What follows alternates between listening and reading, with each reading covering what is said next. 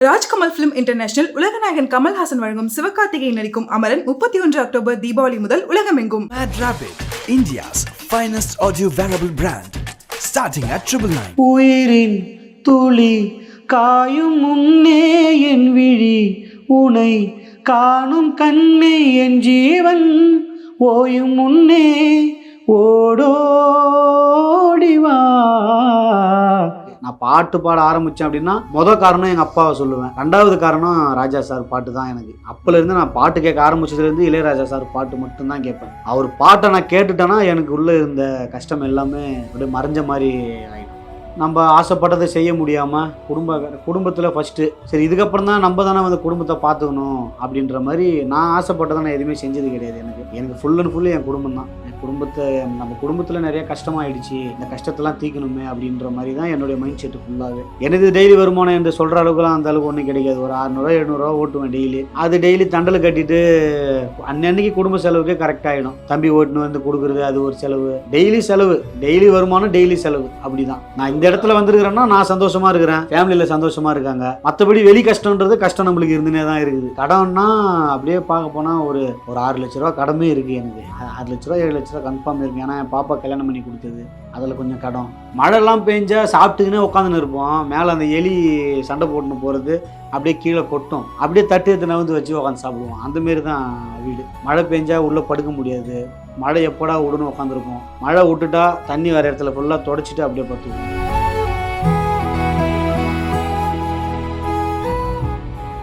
என்னண்ணா காக்கி சட்டை மிஸ் ஆகிடுச்சு? காக்கி சட்டை இதுவரை முடிஞ்ச எல்லா ரவுண்ட்லேயுமே காக்கி சட்டை தான் போட்டிருந்தேன்.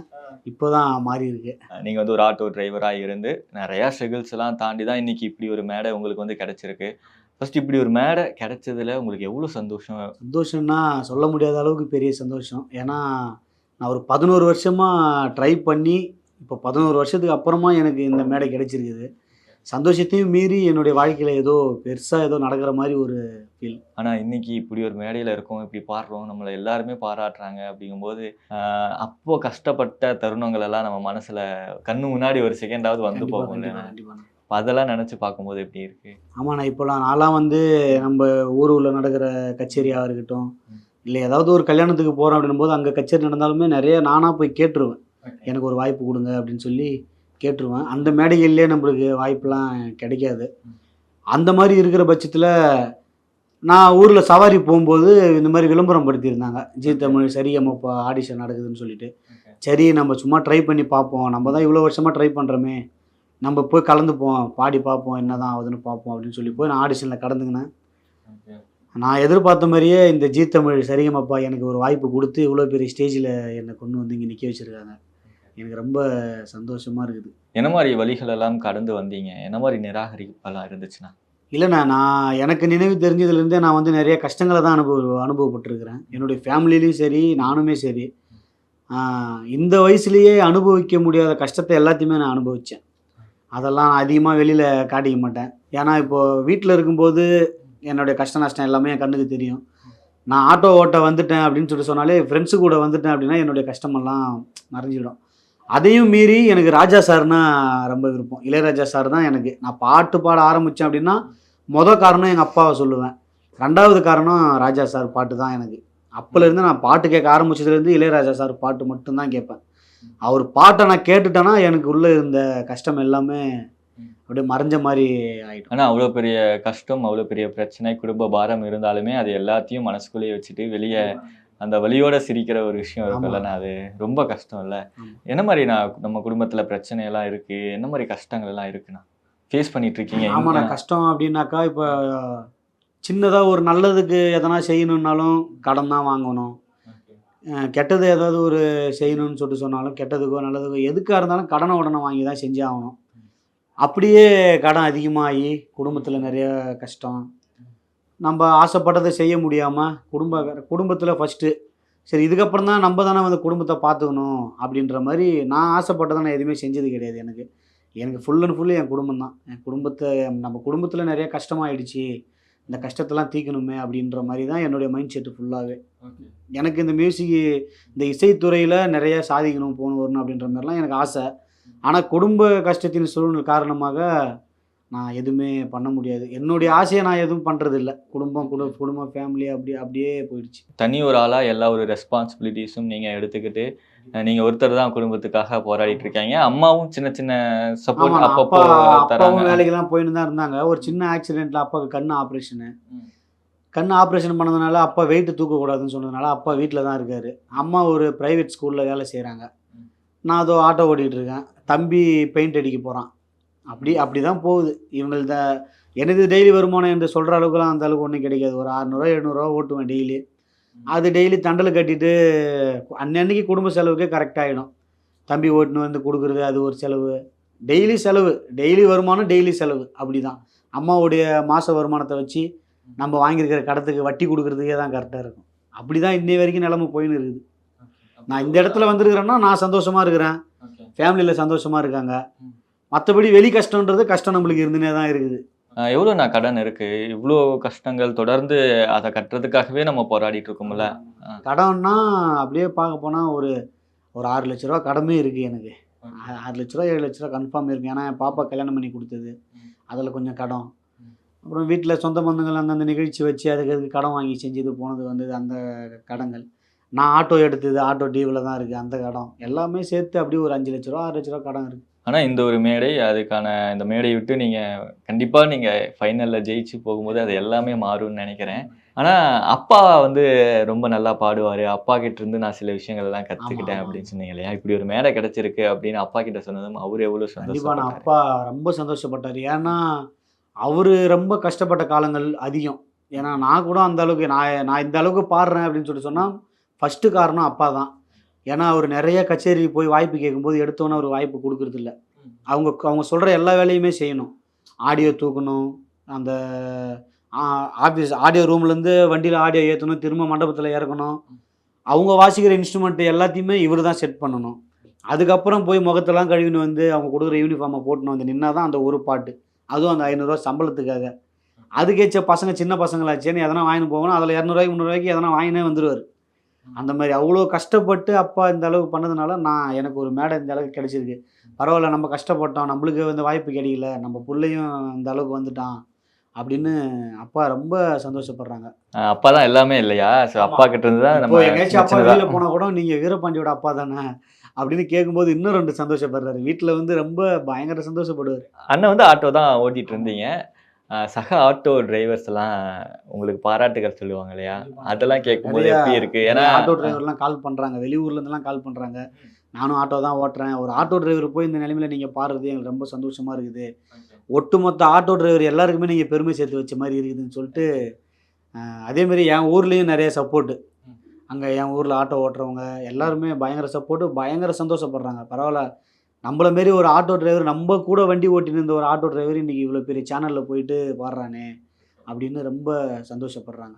ஆனால் நீங்கள் பேசும்போது ஒரு இடத்துல சொல்லியிருந்தீங்க, நாங்கள் இன்னும் இந்த கூரை வீட்டில் தான் வந்து தங்கிட்டு இருக்கோம், அங்கே இருக்கிறதே ரொம்ப கஷ்டம், மழை பெஞ்சா ஒழுகும், வெயில் அடித்தா அங்கே இருக்கவே முடியாது அப்படின்ற மாதிரியெல்லாம். ஸோ அதை பற்றி சொல்ல முடியுமாண்ணா? ஆமாம், நான் இன்னமும் அதே வீட்டில் தான் இருக்கோம். இப்போயும் ஒன்றும் இல்லை, இன்னமும் அதே வீட்டில் தான் இருக்கேன். நான் இப்போ இங்கே ஷூட்டு முடிச்சுட்டு போனாலுமே அந்த கூரை வீட்டில் தான் நான் படுக்கணும். ஏன்னா அதான் நிறைய நம்மளுக்கு கடன் பிரச்சனை இருக்கிறதுனால வீட்டை கட்ட முடியாது இப்போதைக்கு. அந்த கடன் பிரச்சனைலாம் ஓஞ்சிட்டு தான் நம்ம வீடை கட்ட முடியும். அதே வீட்டில் தான் எனக்கு விவரம் தெரிஞ்சதுலேருந்து அந்த வீடு தான். மேலே மட்டும் கூரை மாற்றுவாங்க ஒழுவாத அளவுக்கு. திரும்ப கொஞ்ச நாளைக்கு அப்படியே வெயில் அடிச்சு எல்லாமே அப்படியே மழைலாம் பெஞ்சா சாப்பிட்டுக்கினே உட்காந்துன்னு இருப்போம். மேலே அந்த எலி சண்டை போட்டுன்னு போகிறது அப்படியே கீழே கொட்டும், அப்படியே தட்டு எடுத்து நகர்ந்து வச்சு உட்காந்து சாப்பிடுவோம். அந்தமாரி தான் வீடு. மழை பெஞ்சா உள்ளே படுக்க முடியாது, மழை எப்படா விடுன்னு உட்காந்துருப்போம். மழை விட்டுட்டா தண்ணி வர இடத்துல ஃபுல்லாக தொடச்சிட்டு அப்படியே பத்துவோம். அதுமாரி தான் ரொம்ப இவ்வளோ கஷ்டம். சிரமங்கள் இருக்கு இல்லையா அந்த கூரை வீட்டில் நம்ம இருந்து? இப்போ வரைக்குமே அப்படி தான். அம்மா அப்பா தூங்க மாட்டாங்க, எங்களை எந்த இடத்துல ஒழுவாமல் இருக்குதோ அந்த இடத்துல படுக்க வச்சு எங்களை தூங்க வைப்பாங்க. இப்போ இந்த ஷோக்கு வந்துட்டு இருக்கீங்க, இந்த நிகழ்ச்சிக்கு வராதுக்கு முன்னாடி அண்ணன் ஆட்டோ ஓட்டிட்டு இருந்தாரு, அதை வச்சு அந்த வருமானத்தை வச்சு தான் குடும்பத்தை அப்பப்போ கொஞ்சம் கொஞ்சம் பார்த்துக்கிட்டு இருந்தீங்க. இப்போவும் அந்த குடும்ப சூழல்னால இந்த ஷோக்கு வந்ததுக்கு பிறகும் நீங்கள் திரும்ப இந்த ஆட்டோலாம் ஓட்டுறது உண்டானா? இல்லை இது இப்போ ஆட்டோ ஓட்டுறது இல்லை. இப்போ என்னென்னா நான் ஆட்டோ வாடகை விட்டேன், வாடகை தான் போய் இதோட குடும்பத்து செலவு அப்படியே போகுது. ஓகே. நான் எடுத்தது டியூவில் எடுத்தேன். சரி, இப்போ நான் இல்லாத பட்சத்தில் என் குடும்பத்துக்கு செலவுக்கு ஏதாச்சும் போகணும்ல, டெய்லி வருமானத்துக்கு என்ன பண்ணுறதுனால வண்டி ஆட்டோ வாடகை விட்டேன். அவங்க ஒரு 200 டெய்லி குடும்பத்துக்கு கொடுப்பாங்க. ஆனால் நான் ஆட்டோ ஓட்ட முடியலன்ற ஒரு வருத்தம் இருக்குது எனக்கு.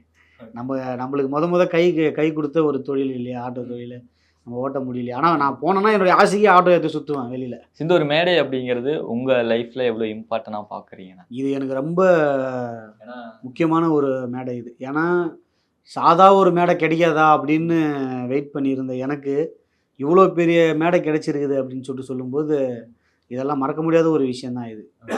அண்ணன் இப்போ எங்களுக்காக ஏதாவது ஒரு பாடல் பாட முடியுமா? இஞ்சீடு பலகி மஞ்சச்சேவ பலகி கள்ளச்சீரி பலகி மறக்க மனம் கூடுதில்லையே, மறக்குமா மாம என்னோ மயக்குதே பஞ்சவர்ணோ மடியில ஊஞ்சல் போடமானேவா.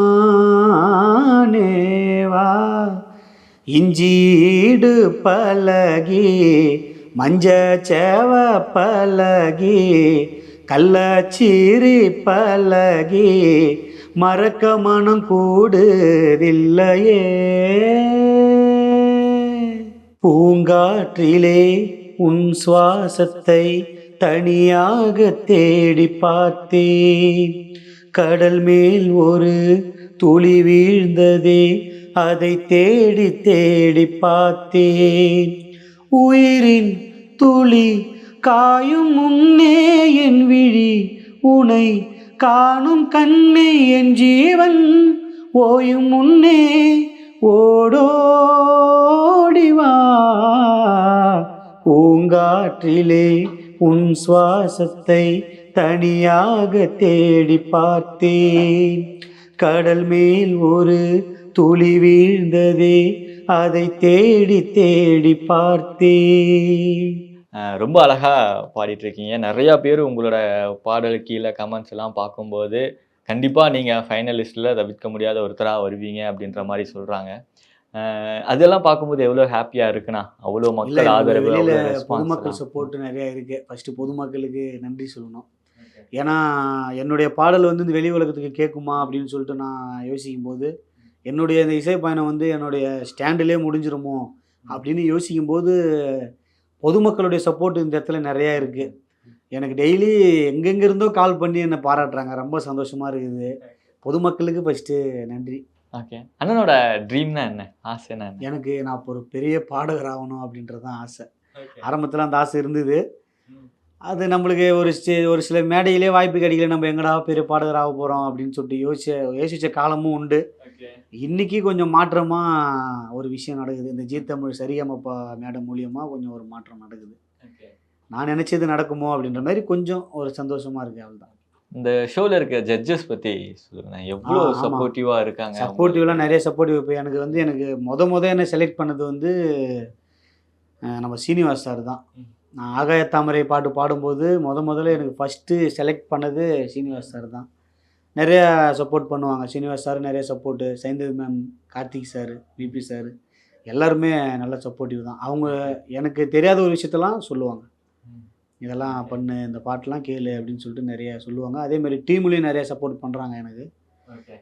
அந்த சரிகமப்பா டீமுக்கும் அந்த சேனல் மூலயமா நான் நன்றியை தெரிவிச்சுக்கிறேன். கண்டிப்பாண்ணே, ரொம்ப சந்தோஷம் இன்னைக்கு உங்களை பார்த்து பேசினதில். ரொம்ப மகிழ்ச்சி. நன்றிண்ணே. தேங்க்யூ. ராஜ்கமல் ஃபிலிம் இன்டர்நேஷனல் உலகநாயகன் கமல்ஹாசன் வழங்கும் சிவகார்த்திகேயன் நடிக்கும் அமரன் 31 அக்டோபர் தீபாவளி முதல் உலகமெங்கும். Mad Rapid, India's finest audio wearable brand, starting at 999.